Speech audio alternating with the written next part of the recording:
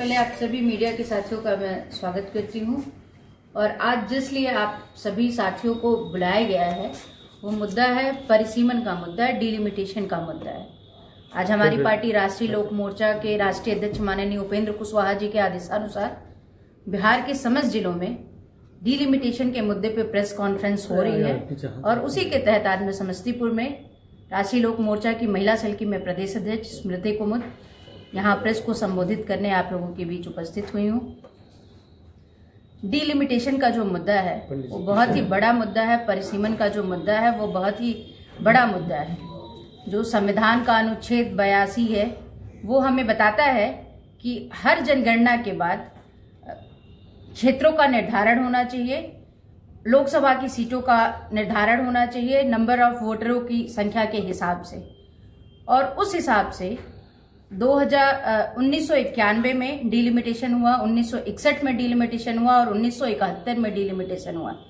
और अनुच्छेद 170 के अनुसार और लोकसभा की ही सीटों नहीं, अगर डिलिमिटेशन होता है तो विधानसभा की सीटों पे भी असर पड़ेगा।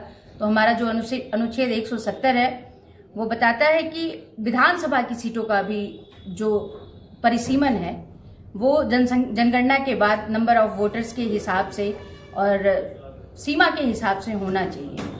उसके तहत 3 बार परिसीमन हुआ और 1976 में इमरजेंसी के बाद 42वें संविधान के 42वें संशोधन के बाद डिलिमिटेशन को एक कैप के तहत 25 साल के लिए पोस्टपोन कर दिया गया और 2001 में पुनः वो 25 साल के गैप को बढ़ा दिया गया अगेन। तो जो डिलिमिटेशन का समय है, जो परिसीमन का समय है वो 2026 है। हमारे नेता माननीय उपेंद्र कुशवाहा जी और हमारी पार्टी राष्ट्रीय लोक मोर्चा पहली पार्टी है जो इस मुद्दे पे मुखर होकर बोल रही है। और हम थोड़े दिन पहले वाल्मीकि नगर में हमने राजनीतिक मंथन शिविर किया था जहाँ पे 14 प्रस्ताव पारित हुए थे और उसमें से एक मुख्य प्रस्ताव के तौर पे हमारा डिलिमिटेशन का मुद्दा है, परिसीमन का मुद्दा है। वहां ही हमारे नेता ने इस पे आवाज उठाई और उन्होंने बताया कि डिलिमिटेशन जो है वो हम संविधान की तरफ से हमको अधिकार मिलता है, जो संविधान में निहित है कि डिलिमिटेशन होना चाहिए। और वही उन्होंने एक नारा दिया कि संवैधानिक अधिकार परिसीमन सुधार, यह हमारा अधिकार है और हम इसको किसी भी तरीके से लेके रहेंगे। डिलिमिटेशन की वजह से जो परिसीमन है उसकी वजह से कई तरह की विकास की जो दर है वो रुकी हुई है, लोगों का प्रतिनिधित्व कम है। साउथ के जो राज्य है वहां पे 1971 तक जनसंख्या की जो वृद्धि थी वो मैक्सिमम हो चुकी थी और उत्तर भारत के जो राज्य हैं वहां 1971 तक जनसंख्या की वृद्धि जो है उस स्तर तक नहीं पहुंची थी। उसका एक डाटा भी है जो हम आपको देते हैं।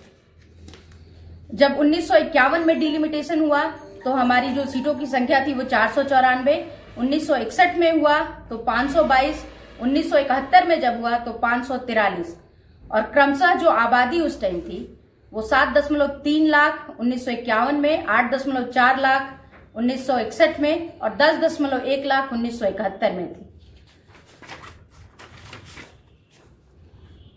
और जनसंख्या की बात करते हैं जब हम तो 1881 से लेके 1971 के बीच में दक्षिण के राज्यों की आबादी करीब 3 गुना बढ़ी, 4.62 करोड़ से लेके 13.53 करोड़ हो गई।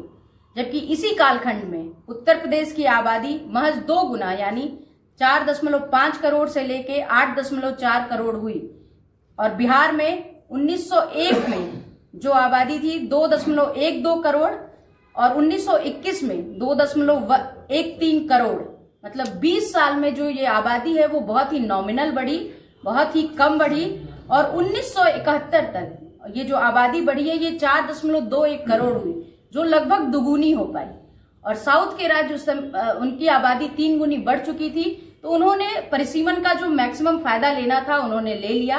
और उत्तर भारत के जो राज्य हैं वहां 71 के बाद परिसीमन न होने की वजह से कांग्रेस की सरकार में इमरजेंसी में जो एक कैप लग गया उसके बाद परिसीमन नहीं हुआ। हमारे यहाँ जो लोकसभा की सीटें हैं वो 40 है और परिसीमन न होने के कारण वो सीटें 40 ही रहेगी। अगर परिसीमन होता है तो ये जो 40 सीटें अभी लोकसभा की हैं वो निश्चित तौर पे 60 होंगी या 60 से ज्यादा होंगी और विधानसभा की भी सीटों में इजाफा होगा। तो एक विकास की जो दर है उसको एक तेजी मिलेगी। एक छोटा सा एग्जाम्पल की जो साउथ के जो राज्य हैं वहां पे 21 लाख पे एक सांसद चुने जाते हैं, और नॉर्थ में जो राज्य है वो 31 लाख पे एक सांसद चुने जाते हैं। तो सांसद निधि जो फंड है 5 करोड़ रुपए जो एक फंड दिया जाता है वो 21 लाख लोगों के लिए 5 करोड़ फंड आवंटित किया जाता है, और इधर वही 5 करोड़ का फंड जो है 31 लाख लोगों के लिए आवंटित किया जाता है। हमारा संविधान का अनुच्छेद 15 जो हमें बताता है एक व्यक्ति एक वोट और एक मूल्य, ये इस तरीके के डिस्ट्रीब्यूशन से जस्टिफाई नहीं होता है। तो आप क्या चाहते हैं कि मतलब आगामी विधानसभा चुनाव जो है उसमें बता रही हूँ, तो एक व्यक्ति एक मूल्य और एक वोट ये हमारा जस्टिफाई नहीं होता है।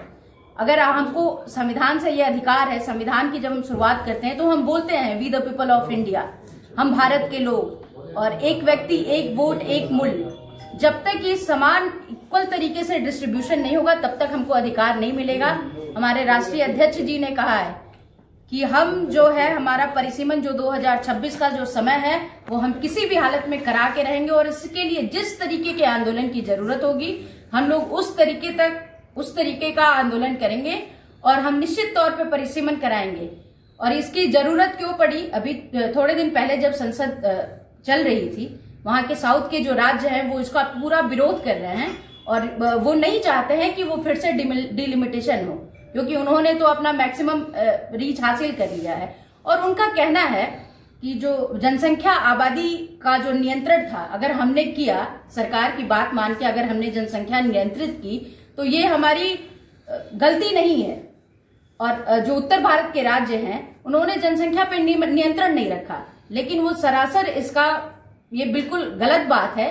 हमारी तरफ आजादी के बाद जो है कई तरह की त्रासदी आई जिसकी वजह से हमारी जनसंख्या कम रही, अशिक्षा एक कारण रहा जिसकी वजह से हमारी जो जनसंख्या है वो बाद में ज्यादा बढ़ी।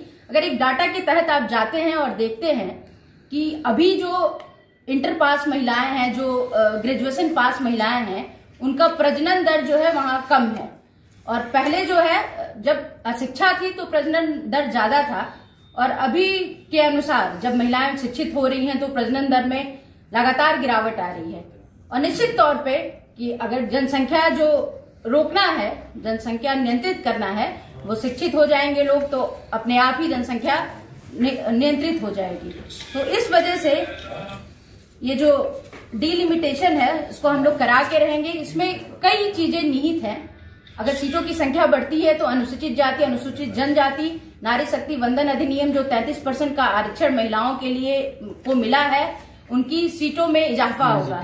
अगर वो सीटें संख्या नहीं बढ़ती है तो निश्चित तौर पे अनुसूचित जाति, अनुसूचित जनजाति और महिलाओं की भी सीटें जो है वो कम रहेंगी। और इसके तहत हमारे नेता माननीय उपेंद्र कुशवाहा जी ने महारैली करने का फैसला किया है। ये महारैली 25 मई को विक्रमगंज में होनी तय है, जहां शाहबाद इलाके के कार्यकर्ता भाग लेंगे, और लाखों में कार्यकर्ता भाग लेंगे। और यहाँ 8 जून को मुजफ्फरपुर में जो इधर के जिले हैं, समस्तीपुर, मुजफ्फरपुर, सीतामढ़ी, शिवहर, सिवान, गोपालगंज, मोतिहारी, ये सारे जिले जो है, वैशाली, ये सारे जिलों की एक कॉमन रैली होनी है जहां लाखों लोग से अधिक होंगे। तो हमारे नेता हमेशा ही जनहित के मुद्दों पे, बिहार हित के मुद्दों पे, देश हित के मुद्दों पे उन्होंने बात की है। और हमेशा की तरह इस बार भी आपने देखा होगा कि जब हमारे नेता शिक्षा सुधार आंदोलन यहाँ चलाए थे, शिक्षा सुधार आंदोलन जब उन्होंने चलाया, उनकी कई मांग को हूबहू अभी बिहार की सरकार ने शिक्षा सुधार के लिए अप्लाई किया है।